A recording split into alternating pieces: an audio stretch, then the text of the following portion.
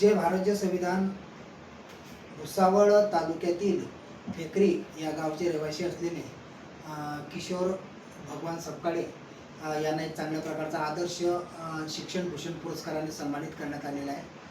आणि एक चांगल्या प्रकारचं व्यक्तिमत्व, एक समाजाचा एक हाडाचा कार्यकर्ता, त्याचप्रमाणे एक चांगल्या प्रकारे समाजाने त्यांची एक चांगल्या प्रकारची नोंद घेऊन आणि सर्व गोष्टींचा विचार करून त्यांना आदर्श शिक्षण भूषण पुरस्काराने सन्मानित करण्यात आलेलं आहे. ते प्रत्यक्ष आपल्या या ठिकाणी उपस्थित आहे.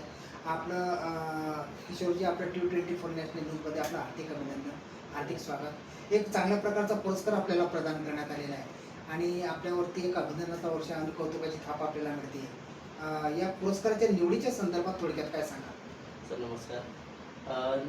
या पुरस्कार जो मिळाला त्याची निवड प्रक्रिया ही एक परिपत्रकाद्वारे झाली.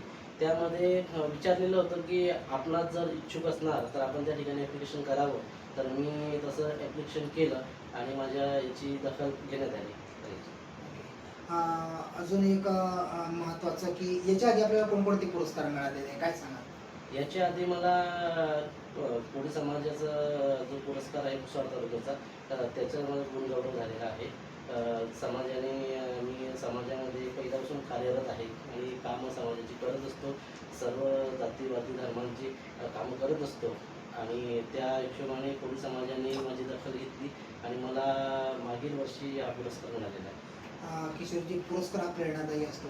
आतील सुप्त कलागुणांना वाव मिळण्यासाठी एक पुरस्कार म्हटलं म्हणजे एक प्रेरणास्थान असतं आणि आपल्याला एक चांगल्या प्रकारे राज्यस्तरीय पुरस्काराने आदर्श शिक्षण भूषण पुरस्काराने सन्मानित करण्यात आलेलं आहे. या पुरस्काराच्या माध्यमातून आपलं फ्युचरमध्ये व्हिजन काय राहणार आहे, काय सांगाल?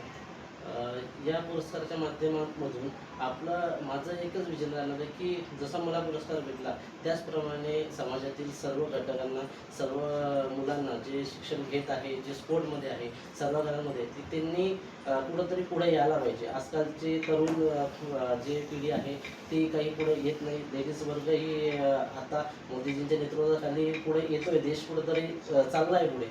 तर त्याचप्रमाणे मी त्यांना एक आव्हान केलं आपल्या माध्यमातून की प्रत्येकमध्ये आपली कला दाखवायला पाहिजे. जी बाहेर प्रदेशात झालेली आहे ती कला आपल्या महाराष्ट्रात, आपल्या भारतासाठी उपयोगी आणायला हवी असं मला वाटते. म्हणजे आपल्या आतील कलागुणांना, सुप्त कलागुणांना वाव मिळाला पाहिजे आणि एक आपण चांगल्या प्रकारे एक कुठेतरी आपली दखल घेतली जाते. त्याचप्रमाणे आपण एक आपल्याला हा जो पुरस्कार आपल्याला सन्मानित करण्यात आलेला आहे, याच्या माध्यमातून सोसायटी म्हणजे समाजात संदेश काय देऊ इच्छिता, मेसेज काय देऊ इच्छिता?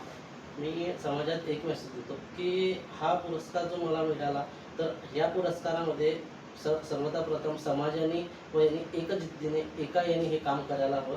ज्याप्रमाणे मी स्वतः एक महाविद्यालय कर्मचारी आहे, तिथं आम्हाला ज्या पद्धतीचं काम केलं जातं रात्रंदिवस की घरी आल्यावर फोन गेल्यानंतर जावं लागतं.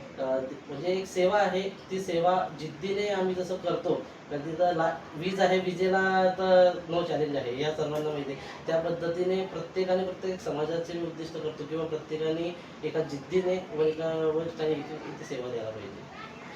आपण एक चांगल्या प्रकारे सविस्तर माहिती दिलेली आहे. परंतु हे पुढे एक महत्त्वाचा प्रश्न आपल्याला मी विचारू शकतो की एक हा जो आदर्श शिक्षण भूषण पुरस्काराने आपल्याला सन्मानित करण्यात आलेला आहे, टीचर ऑर्गनायझेशन संस्था दाखवली एक चांगल्या प्रकारे पूर्ण महाराष्ट्रभरातून त्यांनी निवेदन मागवलेले होते आणि आपण एक प्रोसिजरनुसार आपण आपली निवड झालेली आहे.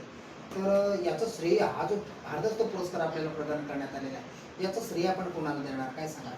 सर्वप्रथम माझे आई वडील व माझ्या गुरुजींना, गुरूंना, यांना अवॉर्ड सर्व समाजातील बांधव यांना मी समर्पित करतो. कारण आज त्यांच्यामुळे मी या ठिकाणी उभं राहू शकलो आणि या समाजासाठी काही देणं लागतो, समाजासाठी मदत करतो. त्या पूर्ण पुरस्कार हा माझ्या आईवडिलांना, गुरुजनांना व समाजातील जनतेला मी त्यांच्या चरणी समर्पित करतो. ही होती एक चांगल्या प्रकारे किशोर सपकाळे, त्यांना एक टीचर ऑर्गनायझेशन संस्था दापोली यांच्या माध्यमातून आदर्श शिक्षण भूषण पुरस्काराने सन्मानित करण्यात आलेलं आहे आणि एक सोजवळ मन मिळावं असं व्यक्तिमत्व आहे. त्याचबरोबर ते समाजामध्ये काहीतरी जे सुशिक्षित बेरोजगार महिला पुरुष आहेत त्यांना उत्तेजन देण्याचं काम करतात. त्यांना एक चांगल्या प्रकारे त्यांना कुठेही काही अडचण आली तर त्यांच्यासाठी धावून जातात. अशा प्रकारचे एक आदर्श व्यक्तिमत्व सपकाळजींचं आहे.